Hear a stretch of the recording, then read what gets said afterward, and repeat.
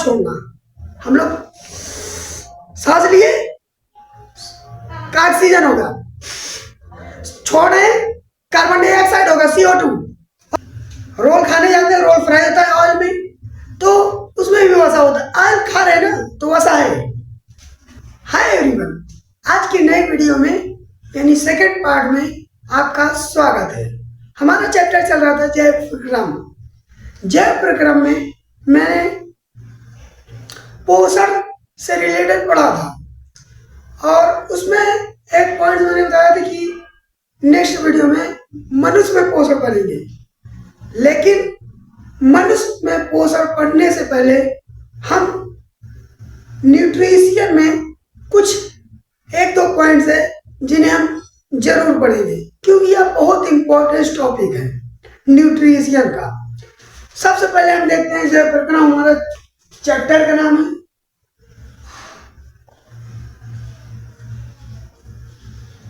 जैव प्रक्रम चैप्टर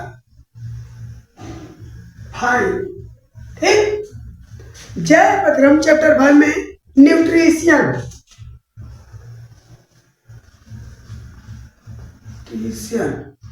ठीक, न्यूट्रिशन यानी पोषण। इसमें इसका मुख्य तत्व क्या है? न्यूट्रिशन का मुख्य तत्व क्या है, इसी पर हम चर्चा करेंगे, क्योंकि यह मुख्य घटक तत्व है कि बहुत ज्यादा इंपॉर्टेंट है। इसमें हमारा पहले आता है कार्बोहाइड्रेट। नंबर 1 लिखते चलिएगा, कार्बोहाइड्रेट,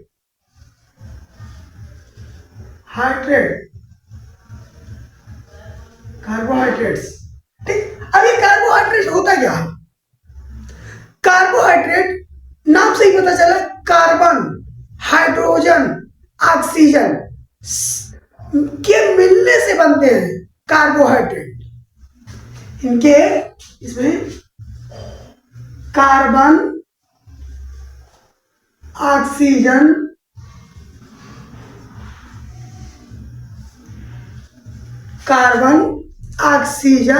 हाइड्रोजन या एवं हाइड्रोजन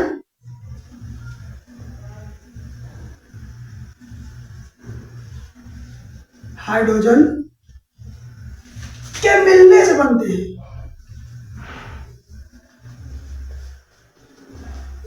बनते हैं, ठीक। अब ये कार्बोहाइड्रेट्स मुख्यतः दो प्रकार के होते हैं। इसमें दो प्रकार के, एक होता है सरल जो आसानी से मिल जाता है, एक होता है जटिल। सबसे पहले हम सरल की बात करेंगे। इसमें सरल कार्बोहाइड्रेट्स वे होते हैं जैसे ग्लूकोज, सुक्रोज, फ्रक्टोज, लैक्टोज। ठीक, इसमें सुक्रोज, फ्रक्टोज,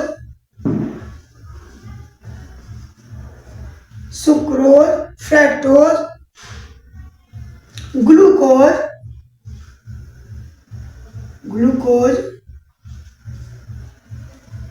लैक्टोज।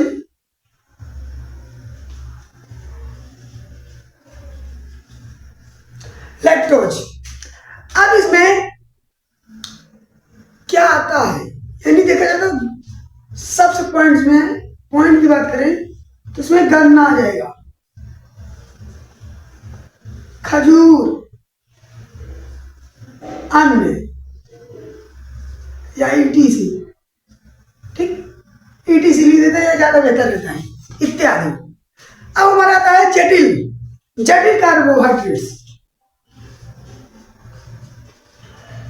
ठीक, जटिल कार्बोहाइड्रेट्स में आता है मंड, स्टार्च के रूप में, मंड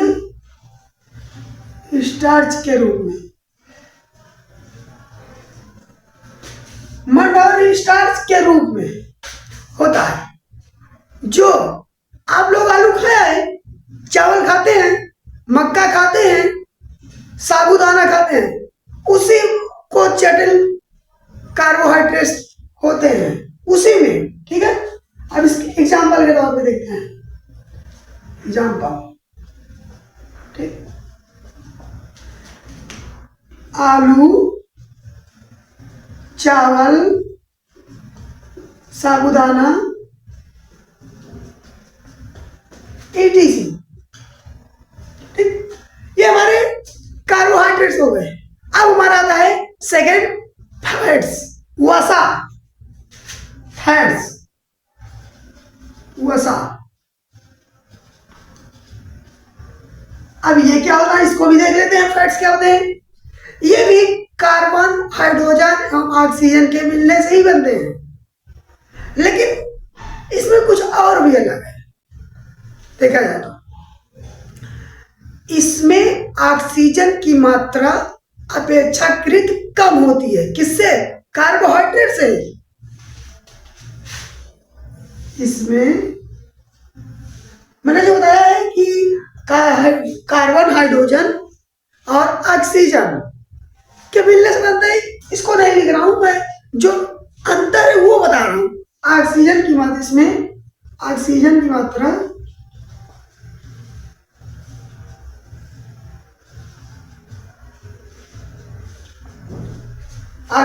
की मात्रा अपेक्षाकृत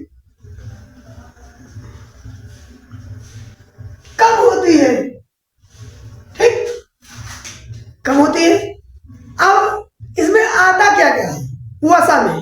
अगर आप लोगों ने दूध, पनीर, घी, अन्य चीजें खाए होंगे तो इसमें वसा होती है। समोसा खाने जाते हैं, वो भी तेल होता है ना, और वसा ही होता है। और क्या बताया जाए? एग्जाम्पल, दूध, घी, नारियल, बादाम, काजू, ETC, ठीक, वैसा हो गया हमारा। अब हमारा आता है तीसरा, प्रोटीन्स। महत्वपूर्ण यह क्या है? तीसरा, पहला था, दूसरा था, तीसरा, प्रोटीन्स। प्रोटीन हमारा क्या होगा? प्रोटीन जो हमारी बॉडी को सुरक्षित रखता है, जो हमें एनर्जी देता है, यही सब हमें ताकत देता है। ये भी कार्बन, हाइड्रोजन और ऑक्सीजन और नाइट्रोजन, इसमें एक पॉइंट जोड़ है, नाइट्रोजन के निर्माण में भाग लेता है। यह निर्माण में भाग लेता है।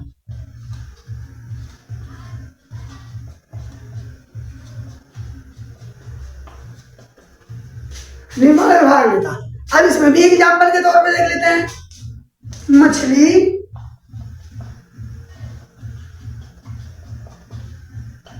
अंडा, दूध,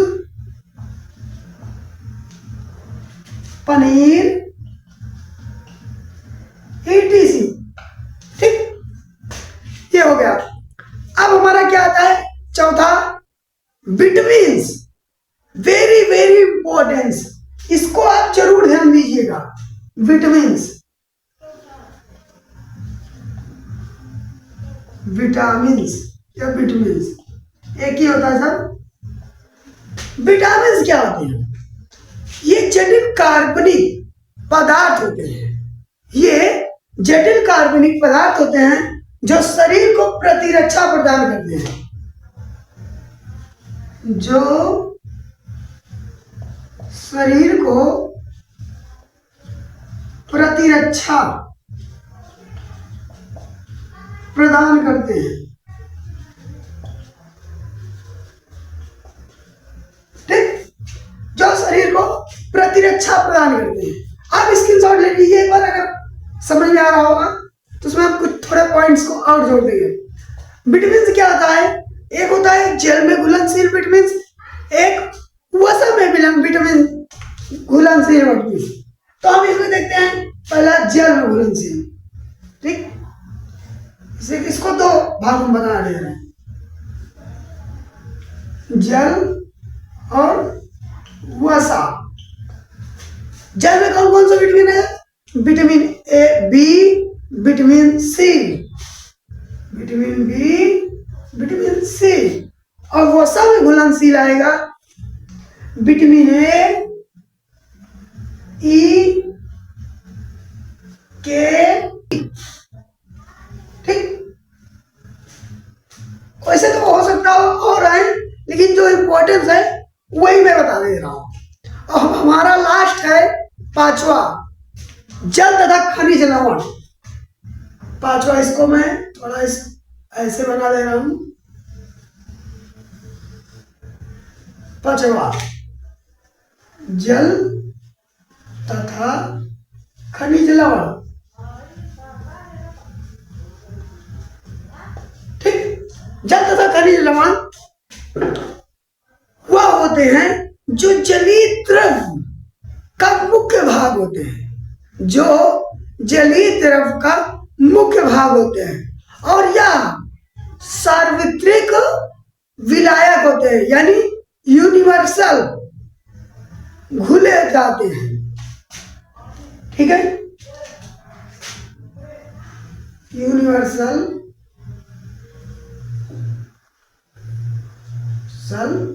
विलायक होते हैं।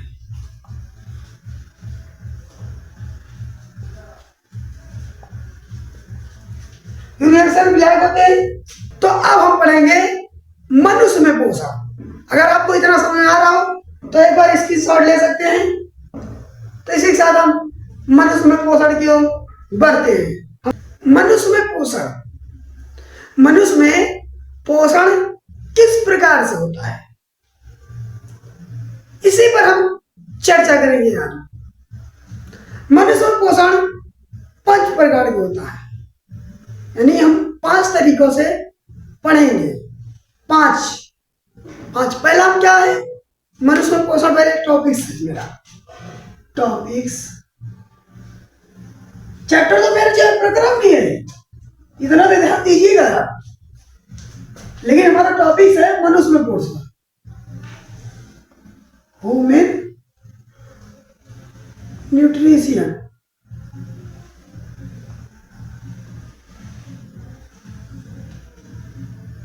मनुष्य पोषण या मानव पोषण,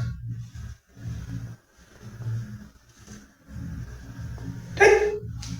मनुष्य में पोषण, मनुष्य में पोषण पहला हमारा क्या आएगा, अंत ग्रहण।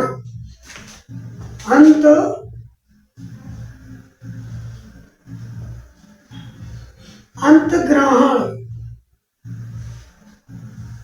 अब अंत ग्रहण होता क्या है, इसको भी क्या लेते हैं, अंत ग्रहण। इसमें हम 2 पॉइंट में उतरेंगे। एक अंत होता है, अंत प्लस ग्रहण, या 2 शब्दों से बना है अंतर्ग्रहण। अंतर्ग्रहण का मतलब क्या होता है, मैं मिला के बता दूं। ग्रहण मतलब ग्रहण करना, यानी हम कुछ खा पी रहे हैं मुख के द्वारा, ठीक। अंतर्ग्रहण का मतलब यह होता है मुंह के माध्यम से, मुंह के माध्यम से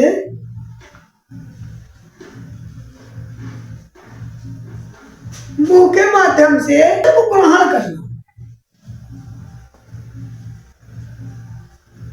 भोजन को ग्रहण करना। भोजन भी हो सकता है आपका, जल भी हो सकता है, कुछ भी ग्रहण करना है, आप ग्रहण करिए बस।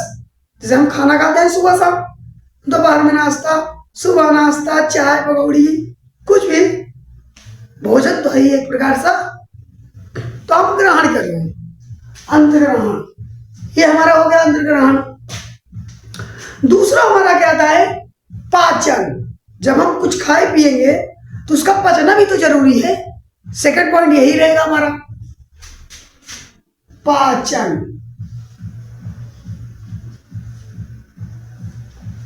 पाचन अब क्या होता है, पाचन वह होता है, पाचन वह होता है जो जटिल या अघुलनशील,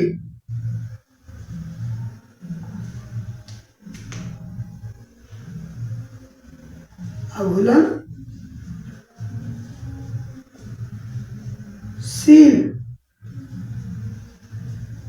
पदार्थ को किसमें बदलेगा? घुलनशील पदार्थ में।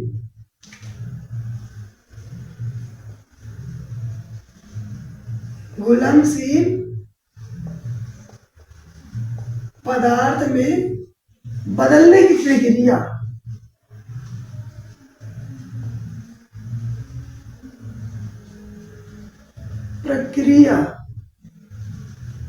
को पाचन कहते हैं।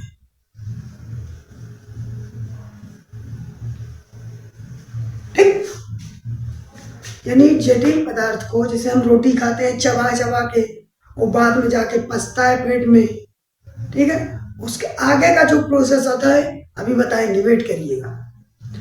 अब ये तो हमारा पाचन हो चुका है।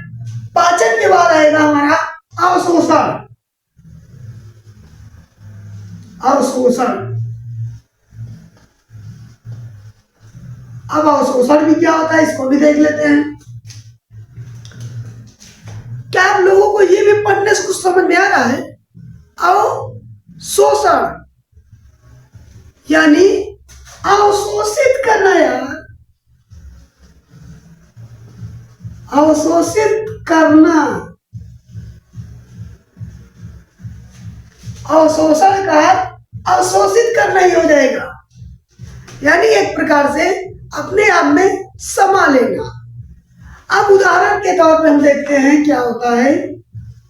एग्जाम्पल, जैसे आपने कुछ खाया पिया सुबह से शाम तक, उसमें जो प्रोटीन्स, विटामिन्स, मिनरल्स या अदर्स खनिज या लवण कुछ भी होते हैं, उसमें वो सभी चीज जो हमारी बॉडी में, हमारी ब्लड में, हमारे मसल्स में जो जाके अवशोषित होते हैं, उसे ही अवशोषण कहते हैं। ठीक है, अवशोषित करना हो गया या समा जाना, या समा जाना, समा जाना। अब हमारा चौथा क्या आ जाएगा? स्वांगीकरण। चौथा स्वांगीकरण। स्वांगीकरण क्या होता है? खाना खा चुके, ठीक, जटिल को घुलनशील में, और अवशोषण जो अपने आप में जो काम की चीजें हैं हमारी बॉडी में लग चुकी हैं। स्वांगीकरण, पचे हुए भोजन को अवशोषित करना या कोशिका के जीव द्रव तक पहुंचाना।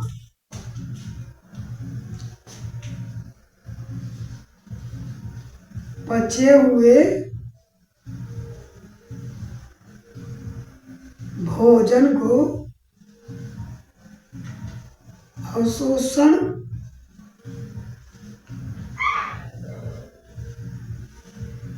करना या कोशिका के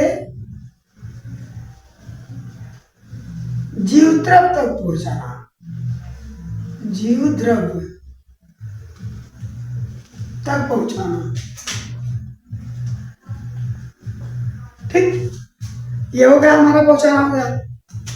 सबसे या लास्ट है मनुष्य में पोषण का जो पांचवा हमारा पॉइंट्स है, बहिक्षेपण।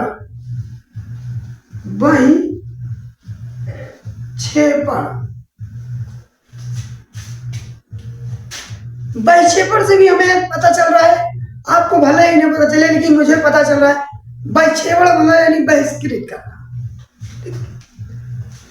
इसको साफ साफ हम बात करेंगे, एग्जाम्पल के तौर पे देते हैं। ठीक, एग्जाम्पल के तौर पे मल विसर्जन करना। मल विसर्जन, ठीक, मल विसर्जन क्या होता है?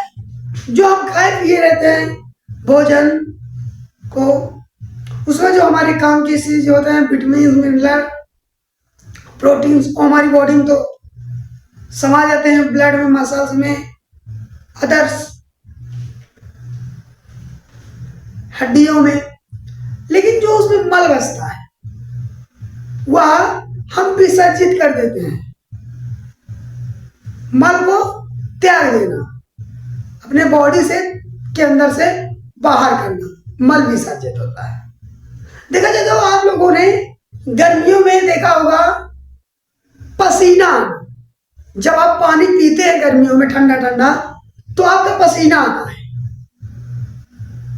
जो देखा जाए तो जो पसीना आता है, जो जीवाणु या कीटाणु होते हैं वो पसीना के द्वारा बाहर निकल जाते हैं। लेकिन आप ठंडियों में देखेंगे, आप चाहे ठंडा पानी पिए जाए नॉर्मल गुनगुना, लेकिन आप लोगों को पसीना तब नहीं आएगा।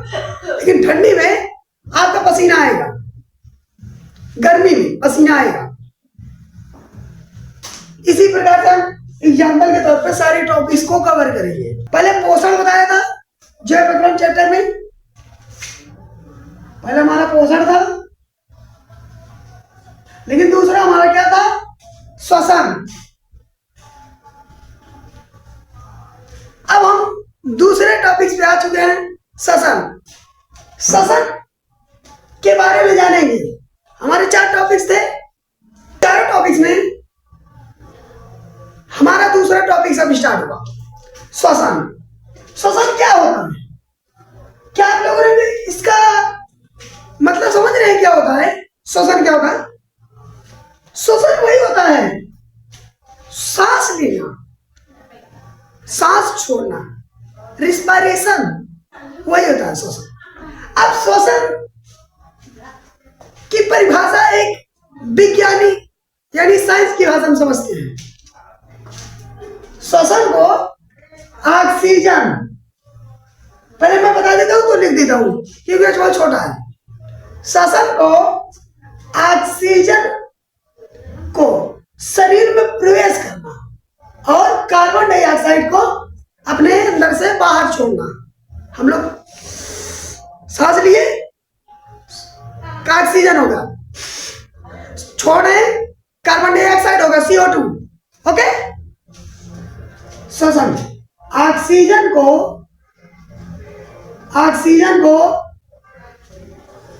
शरीर में प्रवेश करना, शरीर में मुंह या नाक के द्वारा प्रवेश करना, प्रवेश कराना, और CO2 को शॉर्ट में लिख दे रहा हूं, कार्बन डाइऑक्साइड बोल रहा हूं मैं, शॉर्ट में CO2। CO2 को शरीर से सांस के माध्यम से बाहर निकालना। ठीक, ये हमारा परिभाषा है। परिभाषा का ऑक्सीजन को शरीर में मुंह या नाक के द्वारा, लेकिन हमारा जो मेन है नाक के द्वारा ले, मुंह तो जिसे कभी दिक्कत हो गई तो मुंह के द्वारा लिया, लेकिन मुंह से परमानेंटली नहीं लिया जाता क्योंकि यह नुकसानदेह हो सकता है। आप हमेशा नाक के द्वारा लीजिएगा, कभी दिक्कत होने पर मुंह से लीजिएगा। और वायु मार्ग और फेफड़ों से होकर आगे बढ़ता है, यानी हमारा पहले नाक के या मुंह से शुरू होता है, लेकिन वायु मार्ग और फेफड़े से होकर गुजरता है। वायु मार्ग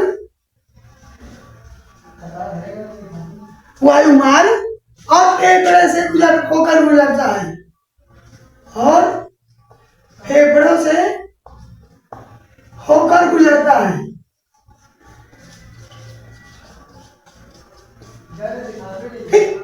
ये हमारा हो गया श्वसन, श्वसन की परिभाषा। अब हम श्वसन देखते हैं कितने प्रकार के होते हैं। श्वसन हमारे दो प्रकार के होते हैं। नंबर एक, वायवीय श्वसन, वायवीय श्वसन। नंबर दो, अवायवीय श्वसन, अवायवीय श्वसन। ये देखिए, अब श्वसन में भी आ चुका है दो श्वसन। अब वायवीय श्वसन है क्या? वायवीय श्वसन की भी देख लेते हैं। वायवीय श्वसन होता क्या है? वायवीय श्वसन हमारा वह होता है ऑक्सीजन की उपस्थिति में होती है, यानी O2 की उपस्थिति में, उपस्थिति में ठीक होता है। दूसरा हमारा पॉइंट बन जाएगा इसी में, नंबर 1 पॉइंट। नंबर 2 पॉइंट क्या बनेगा? ये वायवीय श्वसन का पहला पॉइंट ऑक्सीजन की उपस्थिति में, और दूसरा हमारा ग्लूकोज का पूर्ण उपचयन, यानी कार्बन डाइऑक्साइड और पानी और ऊर्जा मुक्त होती है। समझ रहे हैं?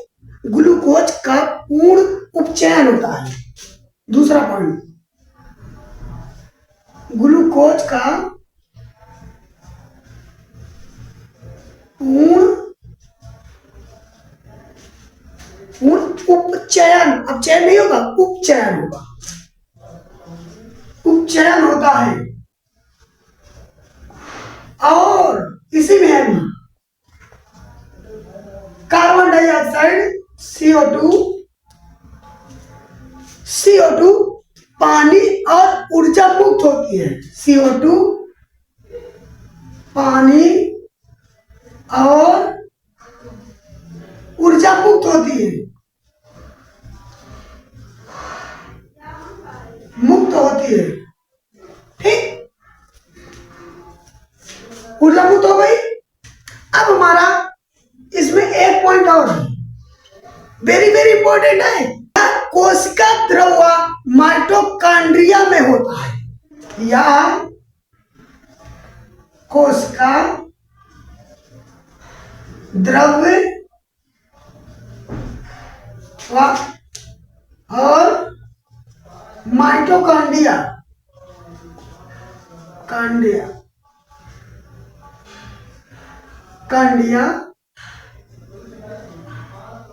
में होता है। ठीक, माइटोकॉन्ड्रिया में होता है और अधिक ऊर्जा उत्पन्न करता है। यही हमारा जब हम सांस लेंगे तो, या अधिक ऊर्जा उत्पन्न करता है।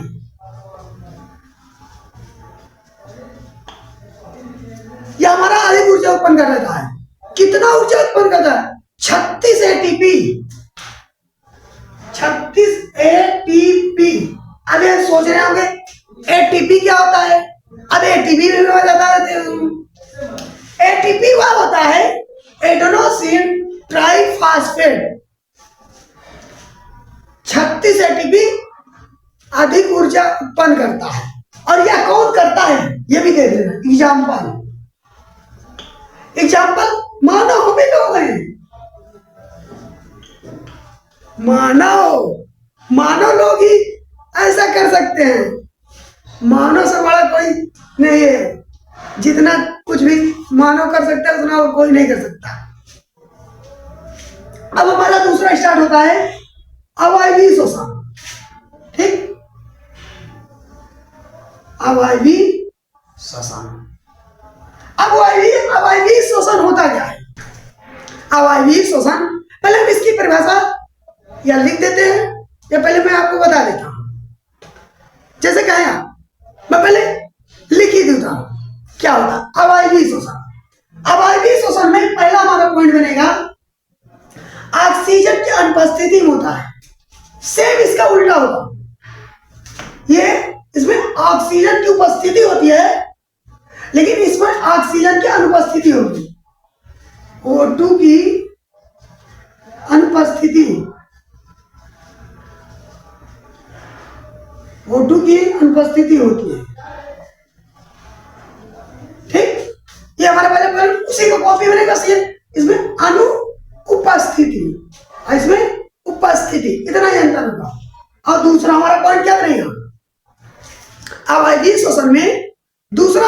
बनेगा ग्लूकोज का अपूर्ण अपचयन। इसमें क्या हुआ है? पूर्ण अपचयन, उपचयन, लेकिन इसमें ग्लूकोज का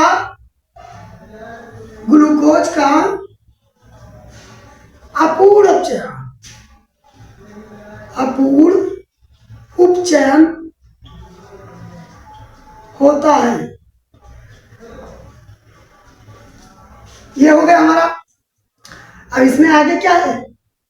मैंने क्या बताया? उपचयन और कार्बन डाइऑक्साइड पानी का ऊर्जा मुक्त होती है, लेकिन इसमें दूसरा होगा। यही इतना अंतर है इसमें, जिसमें या इनमें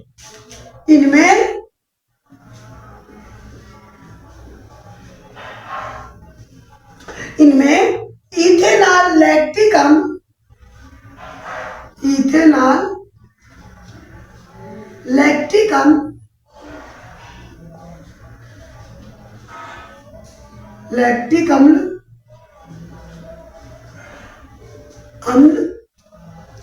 कार्बन डाइऑक्साइड, इसमें लिखा है मैंने CO2 कार्बन डाइऑक्साइड, इसमें भी हो, लेकिन इसमें थोड़ा सा पॉइंट को हम और जोड़ेंगे। कार्बन डाइऑक्साइड और ऊर्जा मुक्त होती है, सेम वही है, लेकिन बस इसमें थोड़ा सा और जोड़ना है। CO2 पानी और ऊर्जा मुक्त होती है, ऊर्जा मुक्त होती है। ठीक, ये हमारा पेज सेम कॉपी है, बस थोड़ा थोड़ा अंदर है। अब हमारा इसमें तीसरा पॉइंट क्या बनेगा? तीसरा पॉइंट बनेगा यह केवल कोशिका द्रव में होता है। इसमें क्या है? यह कोशिका द्रव और माइटोकॉन्ड्रियम होता है, ये दो होते हैं, लेकिन अवायवीय श्वसन केवल एक में होगा, कोशिका द्रव में। लिख देते हैं, यह केवल कोशिका द्रव में होता है, द्रव में होता है। ठीक, ये हो गया हमारा पॉइंट्स। क्या हमारा क्या केवल कोशिका द्रव में होता है। और इसमें क्या मैंने बताया है? कहाँ गया ऊर्जा वाला? ये चौथे पॉइंट में 36 ATP इसमें ऊर्जा उत्पन्न होती है, लेकिन अवायवीय श्वसन में दूसरा होगा। अवायवीय श्वसन में, क्योंकि इसमें मानव कर रहा है, इसमें और कोई करेगा अवायवीय श्वसन। इसमें सबसे पहला नंबर तो कम ऊर्जा उत्पन्न करेगा। चौथा पॉइंट, कम ऊर्जा उत्पन्न करेगा, लेकिन कितना कम करेगा, यानी कितना कुछ तो करेगा, तो ऊर्जा उत्पन्न 2 ATP, 2 ATP। ठीक, अब 2 ATP क्या है? हमें बार बार बताना ना पड़े 2 ATP क्या है। मैंने इसमें ATP बताया है, एडेनोसिन ट्राइफॉस्फेट, इसमें भी वही होगा, एडेनोसिन ट्राइफॉस्फेट। इसका फुल फॉर्म डिफरेंस नहीं होगा, एक ही होगा, बस ये कम ज्यादा होगा। अब एग्जाम्पल देख लेते हैं, एग्जाम्पल इसी साइड में देख लेते हैं। इसी का एग्जाम्पल है अवायवीय श्वसन का। इसमें क्या होगा? ईस्ट,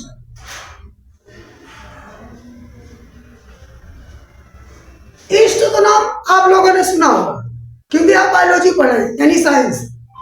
साइंस में ये सब तो जानना जरूरी है क्या होता है। ठीक, इतना आप स्क्रीनशॉट ले लीजिए, तो हम आगे इसको रिमूव करके आगे बताते हैं क्या होता है।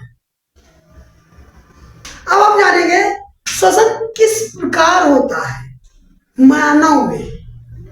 ठीक है, श्वसन किस प्रकार होता है?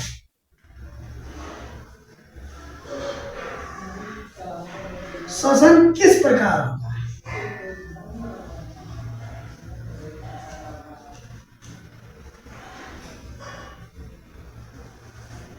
थोड़ा बहुत इसको भी देख लेते हैं, ज्यादा नहीं, बहुत थोड़ा सा है कि इसका प्रोसेस क्या है, मैं प्रोसेस बता दूंगा बस। प्रोसेस कैसे है? सबसे पहले हमारा होगा नासा द्वार। नासा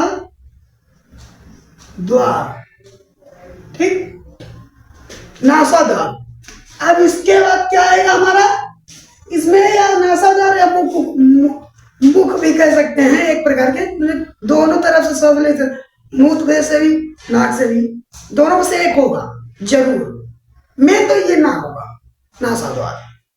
दूसरा हमारा होगा इसमें, इसके बाद क्या प्रोसेस रहेगा, ग्रसनी। ग्रसनी। अब हमारा एरो किस तरफ आएगा, ग्रसनी के बाद कंठ। कंठ आ गया ना हमारा। अब हमारा कंठ के बाद क्या आएगा, श्वास नली। श्वास नली, श्वास नली हो गया। अब हमारा श्वासनिका, या हम कह सकते हैं श्वासनिका, श्वासनी यानी श्वासानी, एक ही देखा जाए, श्वास नली। ठीक प्रकार से यही श्वास नली को हम समझेंगे। उसके बाद फुफ्फुस फेफड़े। फुफ्फुस फेफड़े, फुफ्फुस फेफड़े के बाद हमारा आ जाएगा कुपिका कोश। कुपिका कोश, ये इसके बाद हमारा लास्ट ही है। क्या सारा प्रोसेस होने के बाद क्या हो जाता है, रुधिर वाहिकाएं। रुधिर वाहिकाएं, ठीक। ये अब इसका स्क्रीनशॉट। सेशन में हमने 2 सेशन तो पढ़ लिया था। कौन कौन से सेशन थे हमारे, और श्वसन में मानव श्वसन क्रिया जो वेरी इंपॉर्टेंट है।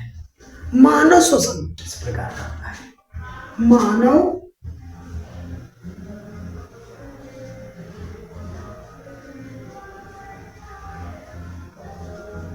क्रिया, ठीक। मानव श्वसन क्रिया में 2 प्रकार के श्वसन है, एक अंतः श्वसन, एक उच्च वसन। मतलब एक अंतः श्वसन, अंतः श्वसन, एक हमारा क्या है, उच्च वसन।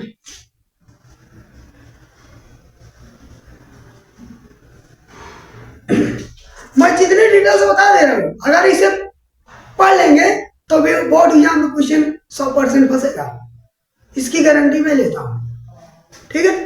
अब देख लेते हैं अंतः श्वसन क्या है। अंतः श्वसन भी देखना जरूरी है, जब इसका मैं नाम ले ही ले रहा हूं तो अंतः श्वसन को पढ़ने में क्या जा रहा है, अंतः श्वसन। क्या आप लोगों से पढ़ने से ही पता चल रहा है अंतः श्वसन, क्या पढ़ने से ही पता चल रहा है अंतः श्वसन क्या है। अंतः श्वसन के दौरान कौन सी प्रक्रियाएं होती हैं, मैं यहां प्रक्रियाओं की बात करूंगा, कौन सी प्रक्रिया होती है। पॉइंट नंबर 1, इसको मैं इरेज कर देता हूं, आगे बात करता हूं, ठीक। अंतः श्वसन के दौरान वक्षी गुहा फैलती है, वक्षी गुहा फैलती है, ये हमारा हो गया, ठीक। अब हमारा दूसरा पॉइंट क्या बनेगा, पसलियों से संलग्न पेशियां सिकुड़ जाती हैं, पसलियों से पसलियों से संलग्न, मतलब क्या हुआ, संलग्न, लिख दे रहा हूं, संलग्न पेशियां सिकुड़ती हैं, सिकुड़ती हैं। ठीक, अब हमारा तीसरा पॉइंट क्या बना? वक्ष ऊपर और बाहर की ओर गति करता है। वक्ष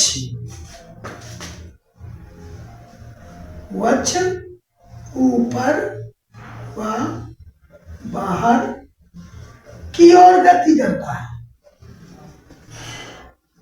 गति करता है। ठीक, गति करता है। चौथा हमारा पॉइंट, ये लास्ट पॉइंट है, ये अंतः श्वसन का लास्ट पॉइंट है। वायु फेफड़े में भरती है, जो हम हवा लेते हैं पहले हम फेफड़े में भरता है, वायु फेफड़े में भरता है, फेफड़ों में भरता है। ठीक, अब ये तो हमारा अंतः श्वसन खत्म हो चुका है। अब आएंगे उच्छ्वसन। उच्छ्वसन, अब उच्छ्वसन को भी देख लेते हैं क्या होता है। उच्छ्वसन, इसमें क्या हुआ था, वक्षी गुहा फैलती है, लेकिन उच्छ्वसन में ठीक इसके उल्टा होगा। वक्षी गुहा अपने मूल आकार में, यानी जो पहले जैसे था उसी आकार में आ जाती है। इसमें मैं शॉर्ट में लिख दे रहा हूं, वापस आ जाना, मूल आकार में आना, मूल आकार में आ जाना। अगर आप समझदार होंगे तो मुझे लिखने की भी जरूरत नहीं होगी, लेकिन मैं थोड़ा सा आपको बता दे रहा हूं, थोड़ा सा लिख दे रहा हूं, ताकि आपको दोनों प्रकार से समझ में आ जाए। अब इसमें क्या हुआ था, पसलियों से संलग्न पेशियां सिकुड़ती हैं, लेकिन इसमें क्या होगा, शिथिल हो जाती हैं पेशियां। ठीक, पसलियों से पेशियां शिथिल हो जाती हैं, हो जाती हैं। ठीक, पसलियों से शिथिल हो जाती है। अब इसमें क्या हुआ था, वक्ष ऊपर व बाहर की ओर गति करता है, लेकिन इसमें क्या होगा, जैसे ये वापस हुआ है क्या, मूल आकार में, लेकिन इसमें मूल आकार नहीं लिखेंगे, इसमें लिखेंगे वक्ष अपने स्थान पर वापस आ जाता है। वक्ष अपने आकार में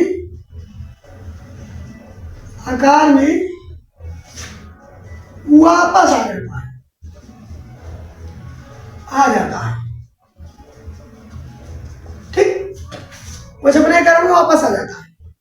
और इसमें क्या बोले, वायु फेफड़ों में भरता है, लेकिन इसमें वायु तो गया ना, लेकिन जब हम छोड़ेंगे क्या छोड़ते हैं, कार्बन डाइऑक्साइड, CO2, वही CO2 फेफड़ों से बाहर निकलता है। कहां से निकालेगा, फेफड़ों से बाहर निकालना, CO2 को फेफड़ों से बाहर निकालना।